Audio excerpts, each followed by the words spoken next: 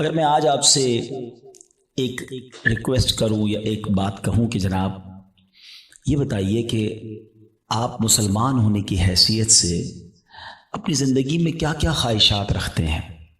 ایک مسلمان اپنی دنیا کیسی دیکھنا چاہتا ہے، اپنی آخرت کیسی دیکھنا چاہتا ہے؟ کبھی اکیلے میں بیٹھ کر لسٹ بنائیں کہ دنیا میں کیا چاہتا ہوں، موت کے وقت کیا چاہتا ہوں، قیامت کو کیا چاہتا ہوں۔ اور اب میں آپ کو کچھ مختلف حدیثوں کا، یوں سمجھیے کہ مجموعہ کہہ لیں، عطر کہہ لیں، اس کا خلاصہ کہہ لیں، میں پیش کرنے جا رہا ہوں کہ درود پاک پڑھنے والے کو کیا کیا ملتا ہے۔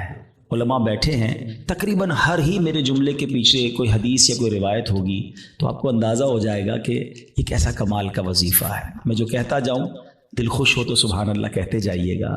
اگر آپ چاہتے ہیں کہ آپ کی روزی میں برکت ہو تو درود پاک پڑھیے، اگر آپ چاہتے ہیں کہ بیماریاں دور ہو جائیں تو درود پاک پڑھیے، آپ چاہتے ہیں آپ کی ٹینشن ریلیز ہو جائے آپ درود پاک پڑھیے، آپ چاہتے ہیں ذلت و رسوائی سے بچیں تو درود پاک پڑھیے، آپ چاہتے ہیں آپ کی عزتوں میں اضافہ ہو جائے تو درود پاک پڑھیے، آپ چاہتے ہیں کہ مرتے وقت کلمہ نصیب ہو اور نبی پاک کا دیدار ہو جائے تو درود پاک پڑھیے، بلکہ آپ یہ چاہتے ہیں کہ قبر میں بھی نور مصطفیٰ سے میری قبر جگمگائے تو درود پاک پڑھیے، قیامت کے دن نبی پاک کے پرچم تلے اٹھنا چاہتے ہیں تو درود پاک پڑھیے، آقا کے ہاتھوں جام کوثر پینا چاہتے ہیں تو درود پاک پڑھیے، بلکہ سنیے آقا کے ساتھ جنت میں داخل ہونا چاہتے ہیں تو درود پاک پڑھیے، مدینے جانا ہے تو درود پاک پڑھیے، خواب میں سرور کائنات علیہ الصلوۃ والسلام کی زیارت کرنی ہے تو درود پاک پڑھیے۔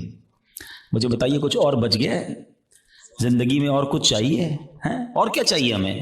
روزی میں برکت ہو، ذلت و رسوائی سے بچوں، بیماریاں اتر جائیں، ٹینشن ریلیز ہو، اللہ عزتوں میں اضافہ کرے، کلمے والی موت ملے، آقا کا دیدار ہو اور جنت میں بھی نبی پاک ساتھ لے جائیں، جب تک زندہ رہوں مدینے جاتا رہوں۔ اس کے علاوہ تو بچتا ہی کوئی نہیں ہے نا مسلمان کے لیے۔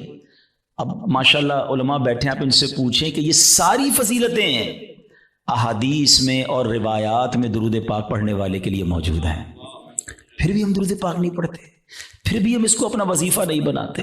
اگر درود پاک کو ہم اپنا، اس کو کہتے ہیں نا کہ چابی ہے، یہ اٹ از اے کی آف سکسیس، کامیابی کی چابی ہے، ہر پرابلم دور کرنے کی چابی ہے، تو پلیز درود پاک کو حرز جہاں بنائیے، چلتے پھرتے اٹھتے بیٹھتے جتنا ہو سکے درود پاک پڑھتے رہا کریں۔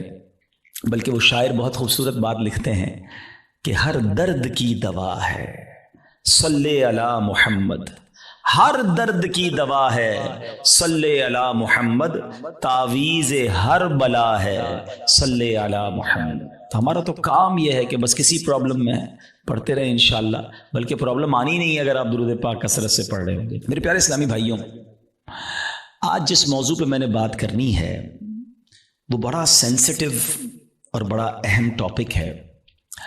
ہم نارملی اپنی زندگی میں بہت ساری چیزوں کی حفاظت کرتے ہیں، چیز جتنی قیمتی ہوتی ہے اس کی حفاظت بھی ہم اس قدر زیادہ کرتے ہیں۔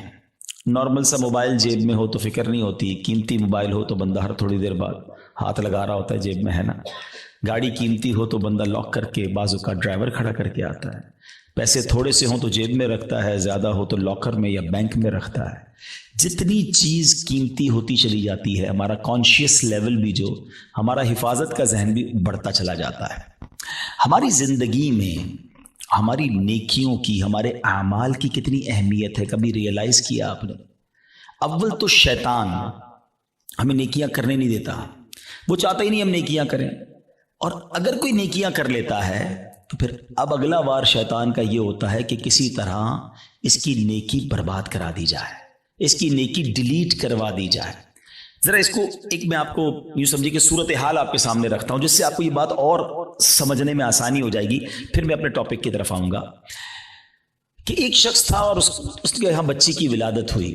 ماں باپ کے یہاں جب بچی پیدا ہوتی ہے تو ماشاءاللہ محبت بھی لوگ کرنے والے کرتے ہیں، اور پھر اس کی پلاننگ بھی کرتے ہیں کہ بچی جب بڑی ہوگی تو میں نے اس کی خیر خواہی کرنی ہے، اس کی شادی کرنی ہے۔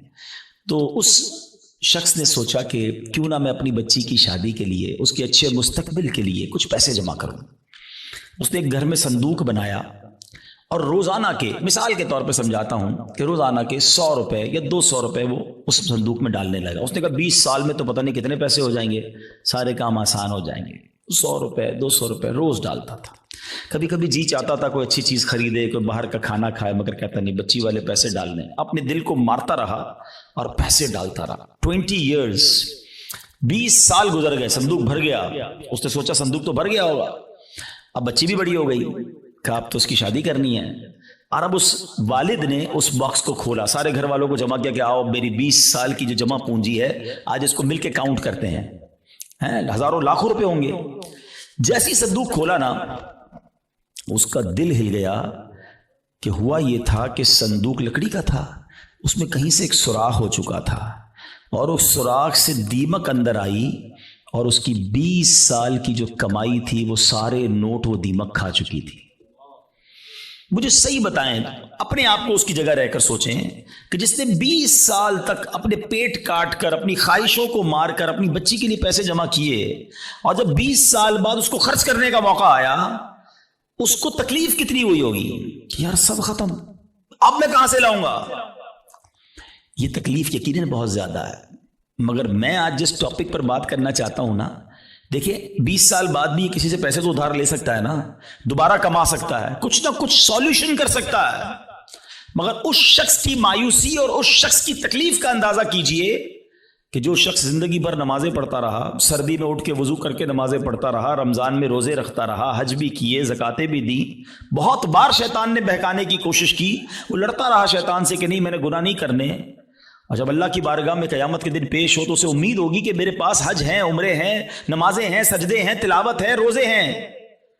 اور جب بارگاہ الہی میں اس کے نامہ اعمال کھولے جائیں اور اس کو کہا جائے کہ جاؤ تمہارے پاس کچھ بھی نہیں ہے، null and void, delete it. سوچئے اس دن اس کی شرمندگی، حسرت کا عالم کیا ہوگا. اس دن تو کوئی چانس بھی نہیں ہوگا نا کہ دوبارہ نہیں کیا کر لے. ادھر تو دوبارہ کما سکتا ہے وہ شخص، مگر قیامت کے دن today is the time of action. مولا علی فرماتے ہیں نا یہ وقت زندگی میں عمل کر سکتے ہو. قیامت کا دن عمل کا نہیں، جزا کا دن ہوگا، فیصلے کا دن ہوگا. تو اس دن تو آپ کو صرف فیصلہ ہی ہونا ہے. تو اب پہلے ریئلائز کر لیجئے کہ یہ کتنا بڑا معاملہ ہے کہ اگر میرے اعمال ہی برباد ہو گئے. اب ہو سکتا ہے کسی کے ذہن میں سوال آئے کہ جناب یہ کون سی بات کر رہے ہیں کہ اعمال کیسے برباد ہو سکتے ہیں؟ نمازیں پڑھی ہیں، روزے رکھے ہیں، کوشش کر کے یہ اعمال کی. آج کے دور میں نیکی کرنا بھی آسان نہیں ہے. یہی تو میں سمجھانا چاہتا ہوں آج کے بیان میں کہ آج کے دور میں واقعی نیکی کرنا اتنا آسان نہیں ہے. لیکن آپ اتنی مشکل سے نیکی کر بھی رہے ہیں، مگر اس کو سنبھال رہے ہیں کہ نہیں؟ اس کی حفاظت کر رہے ہیں کہ نہیں؟ اس کے بارے میں فکر مند ہے کہ نہیں؟ آپ کو پتا ہے کہ چور کیسے چوری کر کے جا سکتا ہے آپ کی نیکیوں کو؟ یہی میرا آج کا ٹاپک ہے. اور اب آپ دوبارہ ذہن میں سوال آ رہا ہوگا کہ بھائی بتائیں تو صحیح وہ کون سے اعمال ہیں کہ جن سے نیکیاں برباد. میں قرآن و حدیث سے آج آپ کے سامنے کچھ اعمال ایسے رکھوں گا